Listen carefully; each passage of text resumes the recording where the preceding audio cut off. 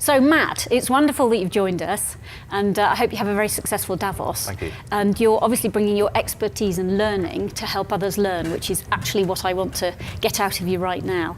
Because I think you'll find that a lot of people are beginning to enter, I mean, we've been doing all this work on the unintended consequences of the digital revolution, and we're trying to gather together some of the best learning so that all companies can really learn from everyone's mistakes, basically, and really tackle some of the issues, be it around data transparency, thinking about consumers, be it about work and preparing the workforce, be it about products, or be it about supply chain. Yeah. So I thought maybe you'd want, I mean, I'd love you to talk about anything, but particularly data. Yeah. And I'd love to hear from you, because I'm feeling you've probably tackled some of these ethical issues around AI probably sooner than anyone else. Yeah. So the trickiest thing you've tackled and what advice you might give. Well, I think the first thing I would say is that, we're in a world now where 3 billion people are online. Within a few years, there'll be 5 or 7 billion people online. So it's already here, a world in which we're all connected.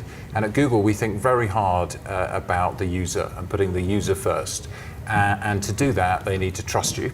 And to trust you, they need to know that anything they do with you is secure.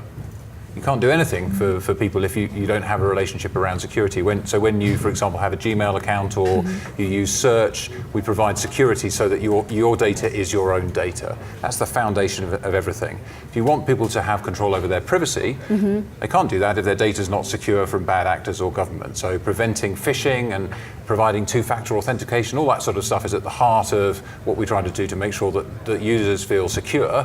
When you've got security, then you can offer them transparency and control over privacy and how their data is shared. So that's the way we think about it. And importantly for us, giving people total transparency. This is how your data is being used to provide or improve services, and control. You can opt in or opt out of any of that. So if you go to my account on Google, you can toggle a switch and opt out of any kind of personalization that uses any kind of personally identifiable or personal data. Or you can choose to opt in and decide what choices and trade-offs you're making. And actually tens of millions of people every year come and look at that and may change their settings or go away thinking, okay, I'm comfortable, I understand what's going on. And have you had to prompt people to do that? As opposed to, I think, I don't know, 5-10 years ago, where somehow people didn't quite realise.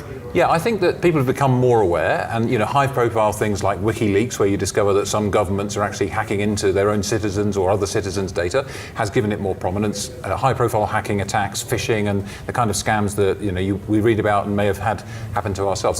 That's certainly heightened people's concerns.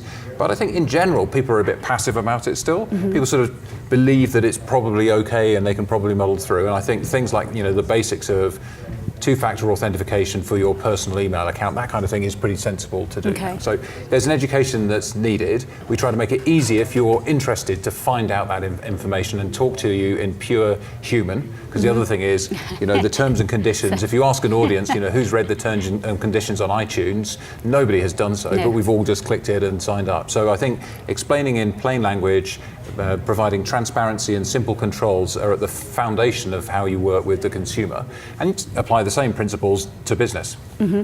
So we have a group called Business Emergency Resilience Group, and we're beginning to work with SMEs to help them be more flood ready and more cyber ready. So what would your thoughts be on helping them? I mean, flood ready by all means, but cyber, I figure you might be.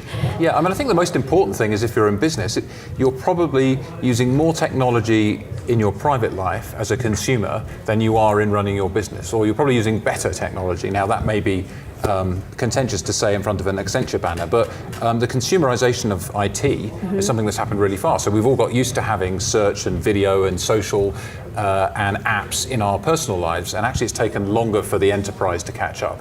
Most of our customers at Google who use our G Suite of apps or who use Google Cloud tend to be smaller businesses, and they tend to be faster moving. And the ones who face the bigger challenges are the big businesses with different departments to do different things, and everything's optimized for the whole business, and the IT department controls what happens in order that the network is secure. And it's quite hard to transition from that world into a faster moving cloud-based world. If you started with that world, it's very easy to speed up and try lots of different things. Okay. thank you. So one final question.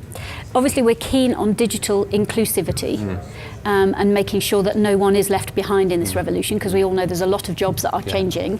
How would you tackle that, or how are you thinking about that? Well, this is something I've been worrying about quite a lot, and about 3 years ago I read a report that told me that the EU reckoned nearly 1 million jobs would go unfilled by 2020 because of a lack of digital skills.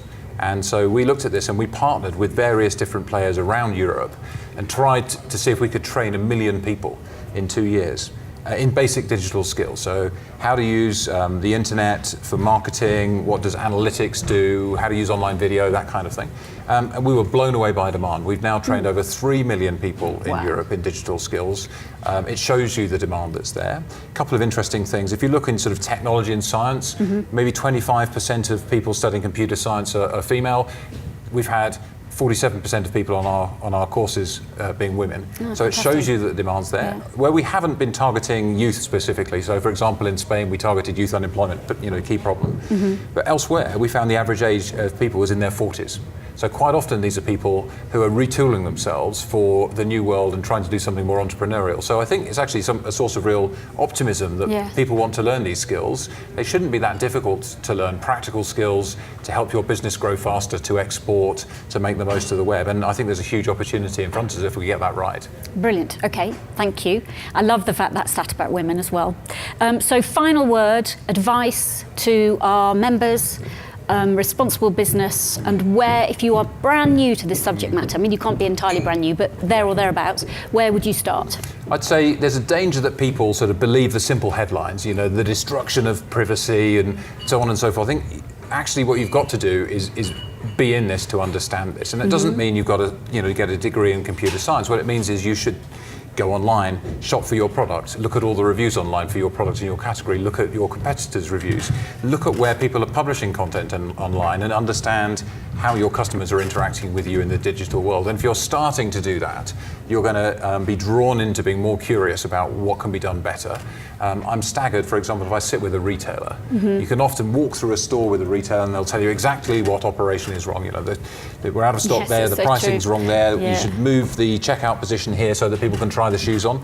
If they go to their website or they go to their app, they've got no idea. And I think you have to be conversant, not in the science behind it, but you have to be conversant in how to make the digital world work as well as the physical world. And if you're a small business and you're paying attention to what consumers are doing or your customers are doing in the digital world, you'll naturally start to see opportunity. Matt, thank you very much. I'm loving that. Digital curiosity. That's thank you very much. Thank you.